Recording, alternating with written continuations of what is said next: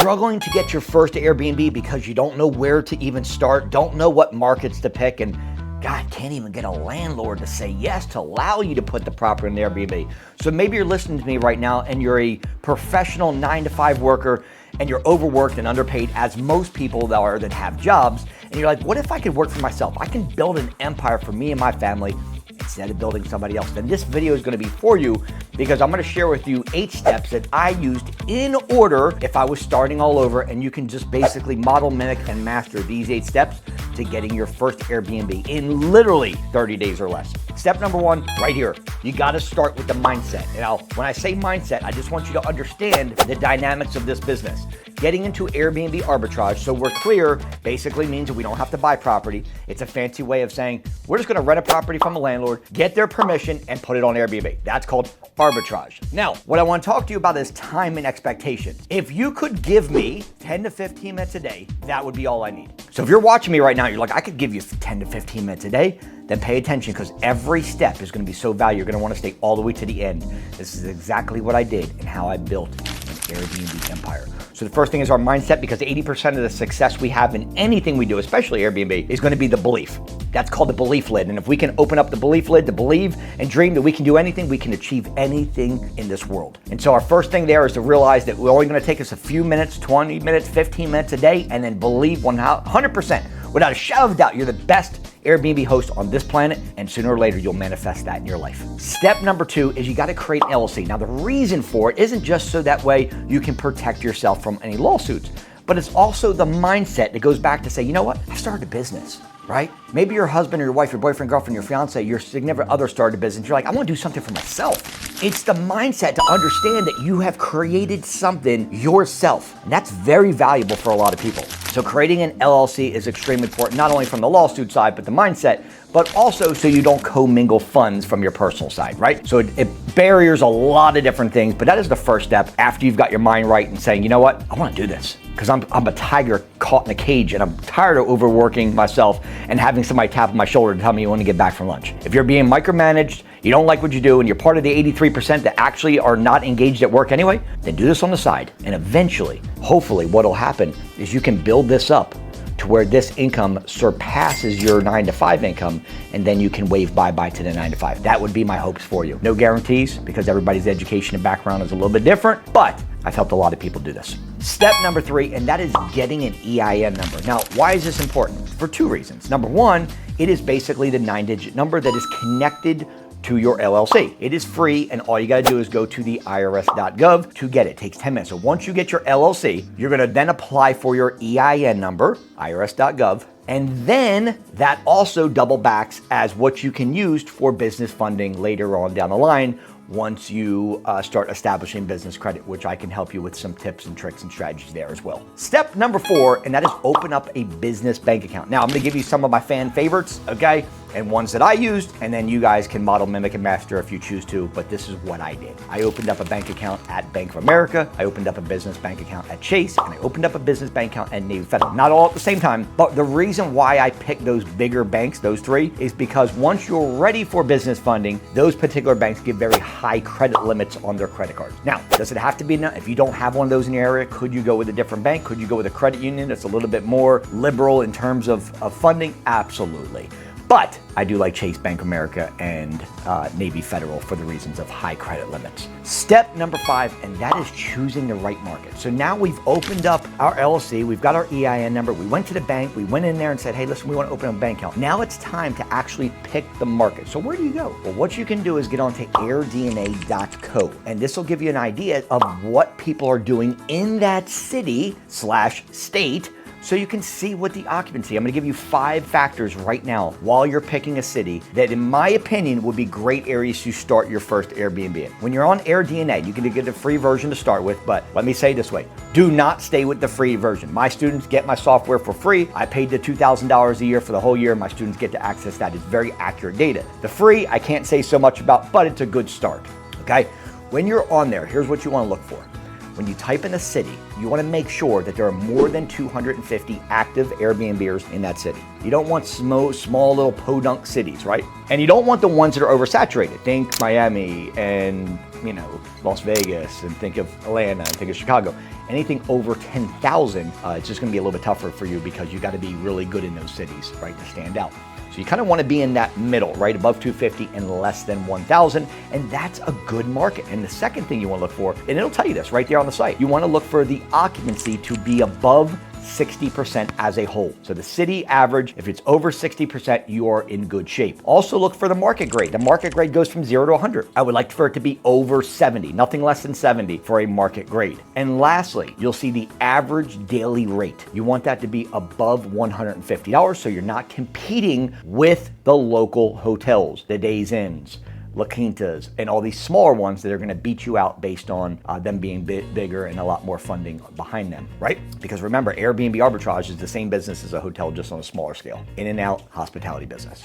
As far as checking the markets, here's what I'm gonna recommend. I'm gonna give you 5 cities. I'm gonna bless you guys right now because you've been this far, and I'm gonna give you some extra love that nobody's gonna give you on social media. No TikTok, Instagram, Facebook, YouTube are gonna give you what I'm about to give you. I'm gonna give you 5 markets that my students really love, that I really love, and I believe that you would do really well in getting your first Airbnb. The first market we really love right now is Nashville, Tennessee. The second market right now that we love is Chattanooga or Pigeon Forge, which is right there as well in that little Tennessee area, okay? I love the Jacksonville market. Jacksonville, Florida, right now, one of the largest cities in America. Absolutely, it's a bomb, gem waiting to explode. And if you can get in right now while it's literally blooming, you got a great opportunity. This is where most of our portfolio is ourselves, and it's just a booming city. St. Augustine, Florida, great, great city. Houston is actually great, right? The surrounding areas, right? You got Conroe, you've got Monroe. Those are great markets right there. Broken Boat, Oklahoma, great market, right? Some of the Midwest areas right now, the Idaho, the Montana, right, Nebraska, these areas right now are way behind, say, the Miami, right? So you can go into these markets right now on Airbnb and actually do really well based on it not being saturated, not having to stand out 17 to 20,000 people that are doing it, right? They're kind of behind, which is where you want to go into. I'll give you another good market right now. I love the market of Charleston, South Carolina, and Myrtle Beach, South Carolina. These are another great areas for you guys to get into. So I wanted to give you these markets just to kind of show you. I'll give you one more because I know a lot of people are in California. Santa Clarita is an unbelievable market right now for Airbnb. Okay, so I wanted to kind of give you those. What I did is I took 20,000 cities in America and I boiled them down to my top 20, in my opinion, based on a lot of factors, and I just share with you a lot of those. Now, does that mean that every zip code within those cities are great? No. Okay, my students actually get the zip code within that cities that are on fire, right? But as part of this video, I can't give you that kind of detail. I just don't have enough time. Step number 6, and that is you got to check the numbers, okay? So how do we check the numbers? When you're on AirDNA, here's the factor I use. Guys, I'm giving you gems right here. I hope you love this video and actually give me a thumbs up and subscribe to the channel after this one. What you want to do to check your numbers to make sure that it's a good property. Just because somebody says it's good to put on Airbnb and you found a market that you're used to, doesn't mean it's good for Airbnb, right? So here's what you do. When you're on AirDNA, there's a middle section that says Revenue Calculator. Just click that button and you're gonna see what it brings in. It's gonna say based on a 365 day, this is what the revenue should be for the year. Take that number after you put your property address in there. It's gonna pull up the revenue, what it projects that that property could do per year based on the short-term rental. That annual income needs to be divided by 12 so that way you can factor what the monthly gross revenue will be. So now you divide that by 12. Now I want you to remove the 2 hard costs of doing business as an Airbnb host. Number 1, I want you to remove $800. I've combined cleaning and utilities together and it's about an average of $800. Sometimes more, sometimes less. And then also remove your rent. So you've taken the gross annual divided by 12, removed out $800 for utilities and your cleaning, and then removed out whatever the rent payment is on that property that the landlord is asking for. That, what is left over, needs to be above $1,500. If it is less than $1,500, I would pass on the property. Above $1,500, it's a good deal, okay? Merry Christmas, Happy New Year, Happy Hanukkah, and Happy Holidays to you guys, because you just got the gift that keeps on giving to you over and over again. It's called the knowledge. Give me a thumbs up, subscribe to the channel. I'm the only one giving you real data, no fluff, all real stuff so you can be successful in the game of Airbnb. Step number 7, and lastly, what you want to do is you got to contact the landlord. Okay, now, what I recommend is taking my script that I've used for many, many years and my students get, that basically you're gonna send to the landlord. So what you're gonna do when you're on Zillow, this is where you're gonna find the properties, you're gonna then scroll down after you click on a property, scroll down for all the rental properties, and there's gonna be a little blue button that says ask a question. Click that button, take my script, copy it and put it into a question, just like you're asking the owner a question, and then they are gonna come back eating out of your hand to work with you. This is a gold mine what I just gave you guys, okay? You're getting with some of my, this is like the tip, just so you know, of what my paid students are getting, what I'm giving you in this video. I think this video, with all the shares and all the likes and all the subscribes, we should get this up to several 100,000 views, because it's that valuable. If you just take these steps in a row and just do what I'm saying here, you are likely to do really well in Airbnb. So then you're gonna send the script. And when landlords are gonna come back to you and they're gonna say, hey, I'm interested to work with you, tell me more, XYZ. At that point, you have a choice to either get on the phone and pitch it,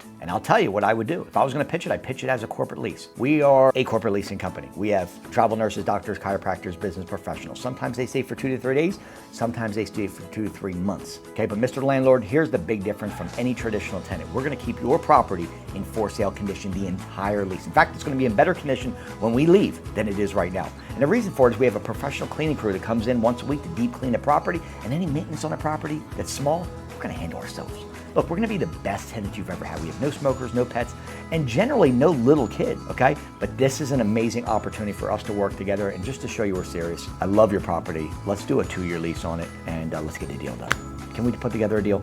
And so you're gonna pitch it like that. Now, you have an opportunity to pitch it like that, but sometimes landlords can come back and say, where's your credibility? How many Airbnbs do you have? What have you been doing here? What's your website, right? And if you don't have that, that's where you're gonna put the word Airbnb in comments, and then you and I are gonna talk about how I've solved the 2 biggest problems in Airbnb history. Property market research, mitigate those risks of picking the wrong property in the wrong market and then owing the landlord money that you don't have because there's not enough guests showing up. Number 1. Number 2, how do we get a landlord to say yes if even after you pitch it as corporate leasing and you just follow the script I told you, the reality is once you pitch it, they're gonna ask for credibility. And if you don't have credibility because you don't have the Airbnb background references website and all these things in place, it's likely that they're gonna tell you get your shit together and come back when you do. That's what I would do, okay? And lastly, guys, whatever the city and state is, make sure you get a permit. It's very simple. All you gotta do is Google the words Airbnb regulations in Philadelphia, Airbnb regulations in Jacksonville, Florida. And it will tell you, usually it's the first one that pops up. Airbnb itself has its own blob that it tells you kind of the loopholes in what you need to do and what you need to get to be legal in that city. Follow these steps right here, guys, step by step by step. This video was made for you wholeheartedly of what I did back to back in each of the 8 steps that you need to get your first Airbnb in less than 30 days. Subscribe to the channel, make sure you give me a thumbs up. And if you need help at all, put the word Airbnb comments and I'll personally reach out to you and we'll set up something where we can see if we can help you. When I say if, what I mean by that is, I know I can help you. God bless, be safe. Let's roll.